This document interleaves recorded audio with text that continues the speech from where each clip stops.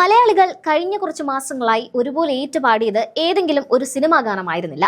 കൊച്ചുകുട്ടികൾ മുതൽ മുതിർന്നവർ വരെ ഒരുപോലെ മൂളി നടന്നത് പോറ്റിയെ കേറ്റിയെ എന്ന രാഷ്ട്രീയ പാരഡി ഗാനമായിരുന്നു. കേരള രാഷ്ട്രീയത്തിൽ വലിയൊരു ഓളം തന്നെ സൃഷ്ടിക്കാൻ ഈ ഒറ്റ ഗാനത്തിന് സാധിച്ചു. തദ്ദേശ സ്വയംഭരണ തെരഞ്ഞെടുപ്പിൽ ചിലയിടങ്ങളിൽ CPM-ന് നേരിട്ട തിരിച്ചടിക്ക് പോലും ഈ പാട്ട് കാരണമായി എന്ന വിലയിരുത്തലുകൾ രാഷ്ട്രീയ കേന്ദ്രങ്ങളിൽ സജീവമാണ്. വിവാദങ്ങളുടെ ഒരു കുത്തൊഴുക്ക് തന്നെയായിരുന്നു ഈ ഗാനത്തിന് പിന്നാലെ ഉണ്ടായത്.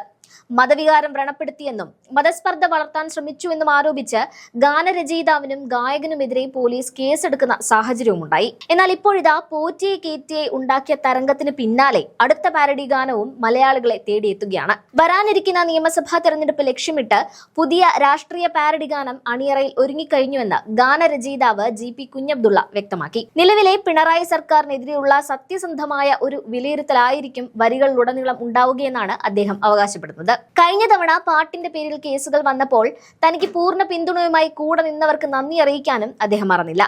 പ്രത്യേകിച്ച് നിയമ പോരാട്ടത്തിൽ പിന്തുണ വാഗ്ദാനം ചെയ്ത പന്തളം കൊട്ടാരത്തിലെ കുടുംബാംഗമായ ഉദയവർമ്മയെ കുഞ്ഞബ്ദുള്ള നേരിട്ടെത്തിക്കണ്ട് നന്ദി അറിയിച്ചു. ഭരണം കൈവിട്ടു പോകുമെന്ന ഭയമാണ് CPM-നെന്നും അതിന്റെ പ്രതിഫലനമാണ് തനിക്കെതിരെ ഉണ്ടായ കേസുകളെന്നുമാണ് കുഞ്ഞബ്ദുള്ളയുടെ ആരോപണം. 45 വർഷമായി പ്രവാസ ജീവിതം നയിക്കുന്ന കുഞ്ഞബ്ദുള്ള കഴിഞ്ഞ 35 വർഷമായി ഗാനരചനാ രംഗത്ത് സജീവമാണ്. സജീവ കോൺഗ്രസ് പ്രവർത്തകൻ കൂടിയ അദ്ദേഹം ഇതിനോടകം 600ഓളം ഗാനങ്ങൾ രചിച്ചിട്ടുണ്ട്. തന്റെ പാട്ടുകളിൽ എവിടെയും മതനിന്ദ ഇല്ലെന്നും ജനങ്ങളുടെ വികാരമാണ് വരികളിലൂടെ പ്രകടമാകുന്നതെന്നും അദ്ദേഹം ആവർത്തിക്കുന്നു. കുഞ്ഞബ്ദുള്ളയുടെ വാക്കുകൾ കൂടി ചേർക്കുന്നു, കണ്ടുനോക്കാം. അത് അവർക്കിപ്പോ ഈ ഭരണം അവസാനിക്കും എന്നുള്ളൊരു ഭയമുണ്ട്. ആ ഭയം അവർക്ക് ഉണ്ടാകുന്നത് കോൺഗ്രസ് പോലെയല്ല. അവരുടെ പാർട്ടി അവരെവിടുന്നെങ്കിലും ഭരണത്തിൽ നിന്ന് പോകുന്നതോടുകൂടി അവർ ഇല്ലാണ്ടാവണം. അതിന്റെ ദൃഷ്ടാന്താണ് പശ്ചിമ ബംഗാളും ത്രിപുരയും. കോൺഗ്രസിന് ആ ഒരു ഭയമില്ല.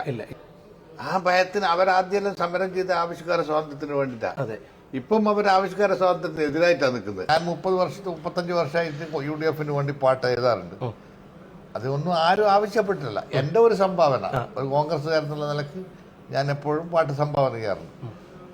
ഇപ്രാവശ്യം അത് ചെയ്തു. നമ്മളുടെ സാഹചര്യവും വസ്തുതകളിലും വെച്ചിട്ടായിരിക്കണം. വെറുതെ എന്തെങ്കിലും ആരോപണം ഉന്നയിക്കലല്ലോ. രാഷ്ട്രീയത്തിൽ വെറും ആരോപണം ഉന്നയിക്കൽ മാത്രമല്ല, സത്യസന്ധമായ ഒരു വിലയിരുത്തൽ ഒരാൾ വരുമ്പോ ഇതിലെന്തോ കാര്യമുണ്ടോ നോക്കി അങ്ങനത്തെ ഒരു എഴുത്തിനാണ്. അതിലിടയ്ക്ക് 2-3 പാട്ട് വരുന്നുണ്ട്. ഞാൻ പറയുന്നതെന്ന് വെച്ചാൽ ഇന്ത്യയുടെ മതേതരത്വം കാത്തു സൂക്ഷിക്കുന്നതിൽ ഏറ്റവും മുന്നിലുള്ള ഒരു സമൂഹം എന്ന് പറഞ്ഞാൽ ഹൈന്ദവ സമൂഹമാണ്. അപ്പൊ അവരുടെ ഇടയിൽ അവരുടെ ഒരു ആരാധനാലയം കൊള്ള ചെയ്യുമ്പോൾ അവരുടെ മനസ്സ് മുറിവേൽക്കും. അതിന് ശക്തമായി പ്രതികരിക്കുക എന്ന് പറഞ്ഞാൽ ഒരു മുസൽമാന്റെ കടമയാണ്.